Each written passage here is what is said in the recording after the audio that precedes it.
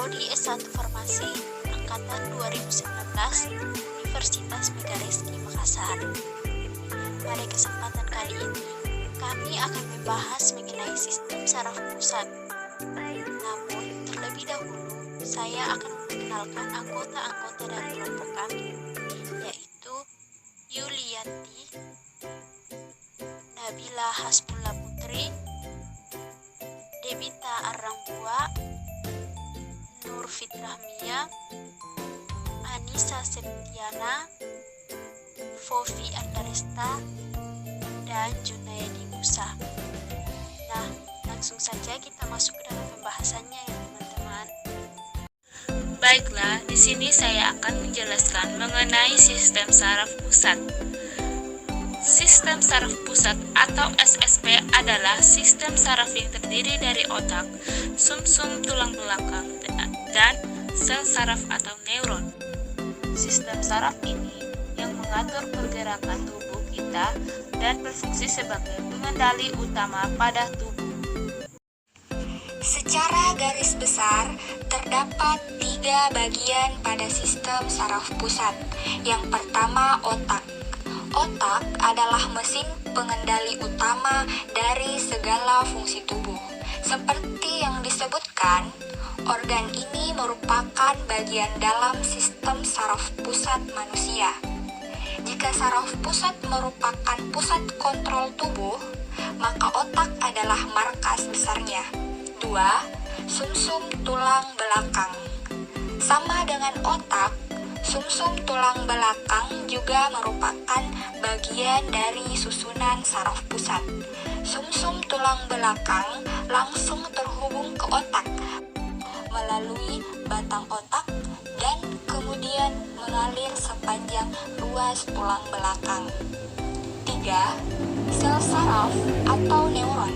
Bagian yang tak kalah penting dari anatomi sistem saraf adalah sel saraf itu sendiri atau disebut neuron. Fungsi sel saraf atau neuron adalah menghantarkan impuls saraf. Bahkan dalam penelitian ini adalah metode deskriptif karena hanya bertujuan untuk mengidentifikasi miskonsepsi saraf. Ditinjau dari jurnal Identifikasi Miskonsepsi Sistem Saraf pada buku teks biologi kelas 11. Untuk hasil dapat dilihat pada tabel berikut ini, di mana ada 6 kelompok konsep yang dibahas dalam buku teks, yakni struktur dan fungsi neuron, impuls saraf, sistem saraf pusat, sistem saraf tepi, gerak sadar dan refleks, serta kelainan-kelainan pada sistem saraf.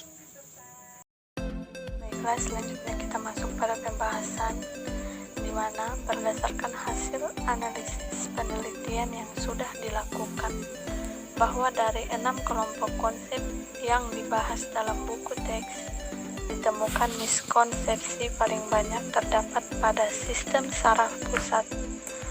Miskonsepsi lainnya juga terdapat pada kelompok konsep struktur dan fungsi neuron, impuls saraf, dan sistem saraf tepi. Sedangkan kelompok konsep yang mengandung miskonsepsi tersebut yakni struktur dan fungsi neuron, impuls saraf, sistem saraf pusat, dan sistem saraf tepi. Adapun hasil analisis buku teks akan dijabarkan berdasarkan kelompok konsep yang mengandung miskonsepsi. Pada kelompok konsep gerak dasar dan gerak refleks serta kelainan sistem saraf tidak ditemukan miskonsepsi. Kemudian seluruh buku teks yang diteliti mengandung miskonsepsi pada konsep yang berbeda-beda. Buku TLKS 1 dan 2 merupakan yang paling banyak mengandung miskonsepsi, sementara buku teks yang paling minimal mengandung miskonsepsi adalah buku 3. Adapun kesimpulan, yaitu miskonsepsi pada konsep sistem saraf yang ditemukan adalah pada konsep struktur dan fungsi neuron, impuls saraf, sistem saraf pusat, dan sistem saraf tepi.